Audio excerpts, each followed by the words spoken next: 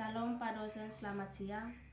Perkenalkan, nama saya Hernia Rambo Bukayu, NIM 104 2021 0074, Prodi Bimbingan dan Konseling Kristen, kelas atau semester, kelas C semester 1.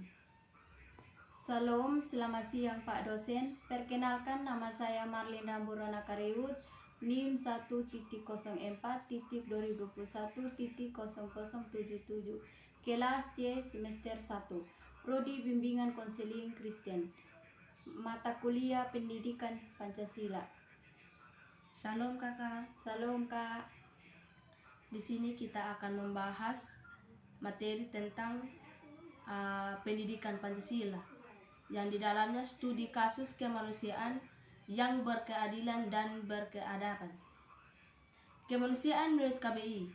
Kira-kira kemanusiaan menurut KBI itu mempunyai artinya Mempunyai arti sebagai sifat-sifat manusia. Manusia itu sendiri mempunyai arti sebagai makhluk ciptaan Tuhan yang mampu menguasai makhluk lain,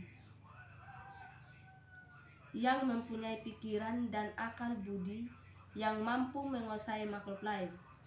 Keadilan merupakan suatu sifat di mana kita berpihak kepada yang benar, tidak memihak atau berat sebelah.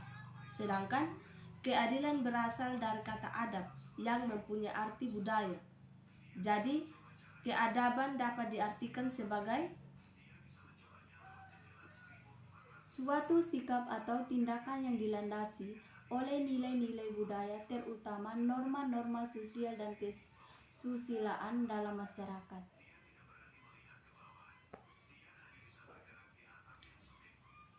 Contoh kasus yang melanggar sila kedua Pancasila terkait dalam pembahasan Kemanusiaan yang adil dan beradab. Kemanusiaan yang adil dan beradab di mana memiliki arti bahwa bangsa Indonesia sebagai makhluk ciptaan Tuhan Yang Maha Esa harus saling menjunjung tinggi harkat dan martabat seseorang tanpa membeda-bedakan suku, budaya, ras, dan agamanya.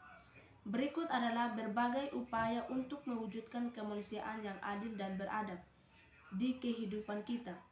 Jadi, berikan contoh upaya untuk mewujudkan kemanusiaan yang adil dan beradab di kehidupan kita manusia.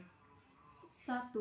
Mengenali dan memperlakukan orang-orang sesuai dengan status dan martabat mereka sebagai makhluk ciptaan Tuhan Yang Maha Kuasa. 2. Mengakui kesetaraan, hak-hak dasar dan kewajiban setiap manusia tanpa memandang ras, suku, agama, jenis kelamin, warna kulit, dan sebagainya. 3. Mengembangkan rasa saling mencintai dan menyayangi antara sesama. 4. Mengembangkan toleransi antara sesama. 5. Tidak bersikap sewenang-wenang terhadap orang lain.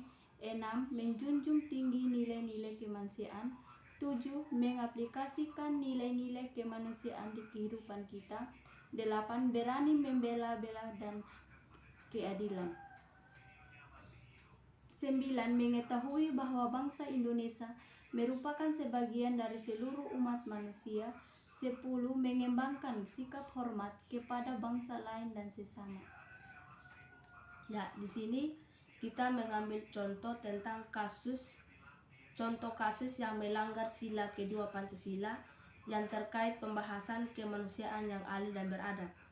Di sini saya mengambil contoh tentang bullying, di mana seorang siswa kelas 8 di sekolah menengah pertama SMP Jawa Timur diduga menjadi korban bully oleh sejumlah temannya. Bahkan 2 ruas jari tengah terpaksa diamputasi karena tindakan teman-temannya.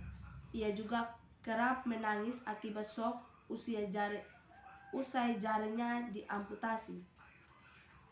Polresta Malang pun menaikkan status dari penyelidikan menjadi penyelidiki 15 orang saksi diperiksa dalam kasus sementara mengungkap pernah diangkap beramai-ramai.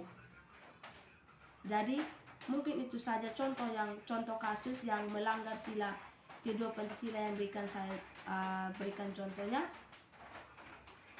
Dan di sini kasus bullying dianggap sebagai pelanggaran sila kedua Pancasila karena hak dan martabat seorang tidak dihargai, di mana seorang individu diperlakukan tidak setara karena individu lain. Tentu individu tersebut bersikap terwenang-wenang dan tidak adanya perilaku yang saling mengasihi antara sesama.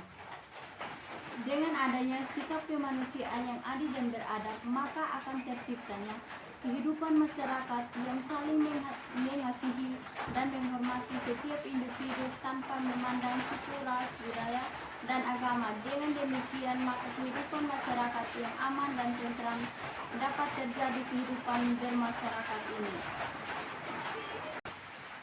Shalom Pak, mungkin ini saja materi yang dapat kami bagikan tentang pendidikan Pancasila, yang tentang studi kasus kemanusiaan yang berkeadilan dan berkeadaban. Shalom, sekian dan terima kasih.